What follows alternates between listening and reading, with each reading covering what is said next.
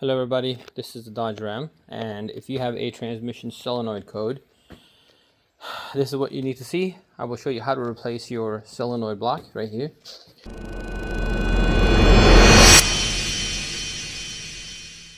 Now, when you purchase this solenoid block, a few things you need to look for. Number one is you need to find out what color your actual mounting plug is. So in some cars it's black, some cars it's gray. So you need to find out what color that is. You could do that without removing this from the transmission. All you need to do is look where it is connected on the transmission side.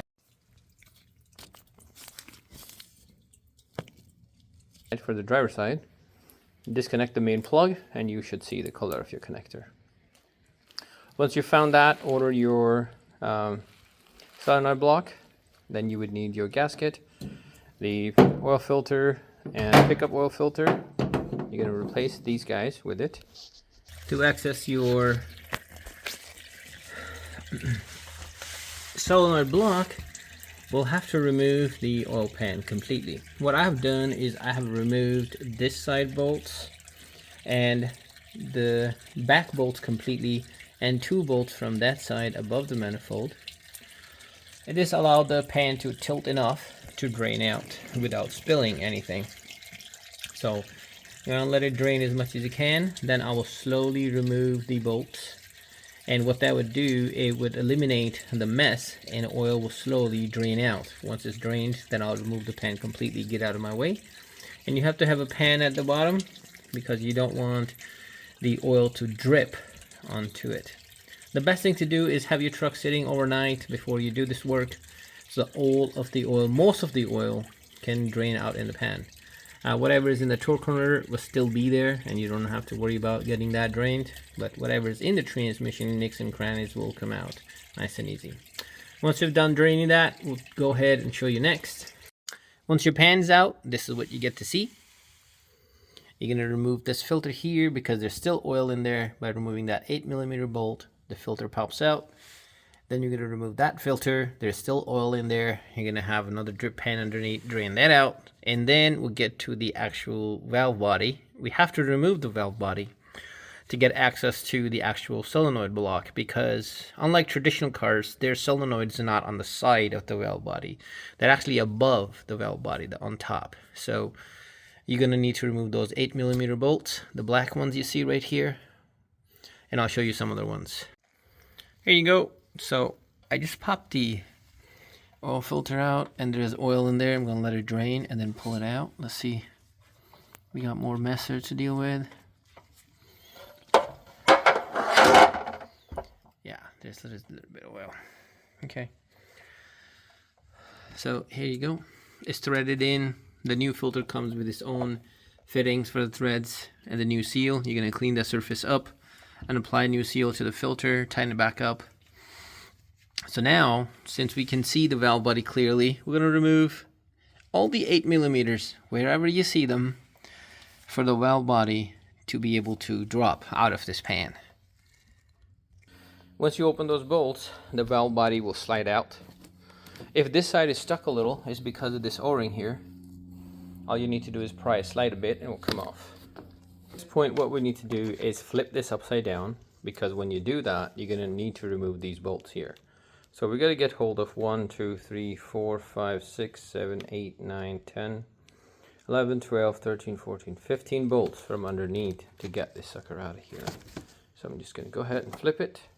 So once you see this, you have 3 bolts here, which are these 3 matching, and the back 2 bolts here, which are these 2 bolts matching. And then you basically draw a line right here and remove all these within this line here. Once you're done removing them, you will see your block basically is loose. Pop it out of its place. Right? So take it out. I don't see any type of oil debris or restrictions in the filter itself. So from my diagnostics, it looks like the relay coil was that defective. So I'm going to go ahead and put the new one back here. So you can confirm, make sure they're the correct ones. You don't want to see any minor differences in the gasket. So for me, it looks good. One thing you want to make sure is, even though the surface was connected by a gasket, there still might be some materials between these areas. I have already cleaned it. What you're gonna do is pick it up and clean all the surface nice and shiny before connecting the new engine transmission. Here we go, just made it together. Make sure this side, the plug section, is connected right before putting it all back together. So once you got that seated properly, make sure none of the pins connecting from that side are bent, because that's not a good idea. You're gonna go ahead all guide bolts, because these are all the same size. These are no different lengths.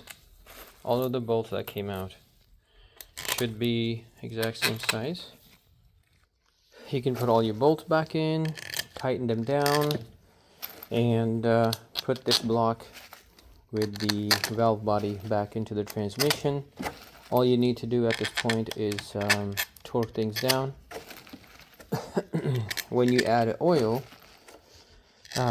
you have to make sure the transmission is warm, and double check your oil after that to make sure there's not lack of oil before taking this thing out for a test drive. So do a final check on everything, make sure everything is tightened, because you definitely don't want to take this out again, because then you will replace, you have to deal with the oil pan gasket again. It's a freaking pain in the neck, because these are not actual metal enforced gaskets, these are just rubbers. So as you torque this bolt more than is allowed, then this will expand and allow the fluid leak. So figure that. Be careful. So I'm gonna go ahead, take new filter, my valve body with new block, get it in. So you're gonna tighten all the 8mm bolts, make sure they're in good torque. Next, we're gonna attach the filter. Now we got new filter here. Just simply guide in. Yeah. Next filter is easy. You have this rubber here that's gonna slide into that hole inside, and it's gonna like there, it's gonna sit in, and the other end will bolt in right here on the bridge. Here you go. So I got the filter here. When you're installing this filter, you're gonna get a seal like this. I took the old one out. So the new one, you're gonna push in to the seat first, seat it properly, and then slide the filter in it, and then tighten the bolt. Because if you just put this onto the filter and push it in, it's not gonna work, and you might have an oil pressure problem. So after that, cleaned up all the surface for the oil pan mating surface, and we're gonna slide the oil pan and push it back into the place and get it connected. Put all the bolts, tighten them down, add fluid, and if this is your personal vehicle and you don't have scan tools, you do have to do a relearn procedure on this. So it's recommended to do that. If you have a scanner, just do the reset process, so you can do relearn on this for the new solenoid block. Here we go, everything back together. New gasket. You can see silicone that I used on the side. It's actually better to use silicone on the side, so